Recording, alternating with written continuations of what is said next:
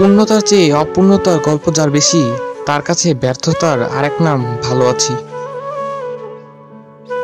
থাকতে মূল্য দিলে না তো, হারিয়ে যাবার পর আমার কথা মনে হলেই হাসতে হাসতেও কেটে দিবা। পাওয়ার আগে এবং হারানোর পরে সবকিছুই মূল্যবান। আমি হলাম চন্দ্রবিন্দুর মতো, কারো জীবনে থাকলে সুন্দর, না থাকলে উচ্চারণও ভুল হয়। চোখের পানি দিয়ে সব সম্পর্ক টিকিয়ে রাখা যায় না, কিছু বাস্তবতা হাসি মুখে মেনে নিতে হয়। একাকিত্বের মাঝে যদি নিজের অস্তিত্বকে চেনা যায়, তাহলে একাকিত্বই সুন্দর। যতবার তোমায় ছুঁতে চেয়েছি, তার থেকে বেশি চেয়েছি কল্পনা। আমি হারিয়ে গেলে কারো শূন্য লাগে না, অথচ কেউ একটু দূরে চলে গেলে আমার খারাপ লাগে। অন্য কারো প্রতি অভিযোগ রাখার চেয়ে নিজেকে বদলে নেওয়াই অনেক ভালো। অল্পতেই ইমোশনাল হয়ে যাওয়া মানুষগুলো লাইফে অনেক বেশি ঠকে। নিজের স্বার্থের জন্য অনেক কাছের মানুষকেও বদলে যেতে দেখেছি। কিছু মানুষ পেয়েও হারিয়ে ফেলে, আর কিছু মানুষ পাবে না জেনেও অপেক্ষা করে।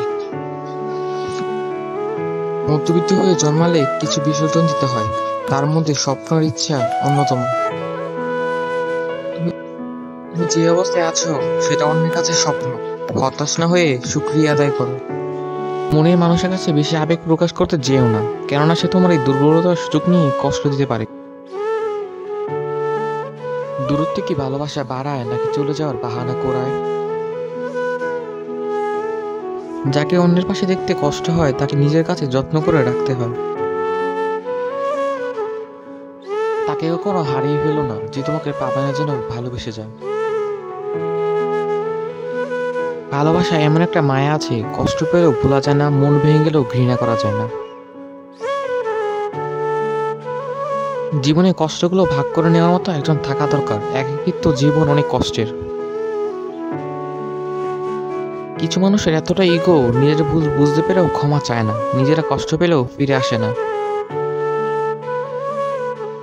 যে মানুষ অল্পতেই খুশি হয়, সে কিন্তু অল্প আঘাতেই অনেক বেশি কষ্ট পায়। এখন কষ্ট পেলে আর কাঁদি না, মুচকি আসি আর মনে মনে বলি এই বেশ ভালো আছি। স্মৃতি নিয়ে বেঁচে থাকার চেয়ে স্বপ্ন নিয়ে বেঁচে থাকা অনেক ভালো। মায়া এমন এক জিনিস, না দে কাউকে ভালো থাকতে, না দে কাউকে ভুলে থাকতে। যেখানে নিজের মূল্য নেই, সেখান থেকে কষ্ট হলেও নিজেকে সরিয়ে নেওয়া উত্তম। বেঈমানরা ঠিকই ভালো থাকে, শুধু ভালো থাকে না বোকা মানুষগুলো। মন থেকে চাওয়া জিনিসগুলোই একসময় মন খারাপের কারণ হয়ে দাঁড়ায়।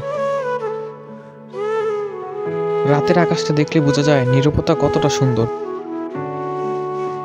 যদি স্মৃতিশক্তি হারিয়ে যেত, আবার নতুন করে বাঁচতাম।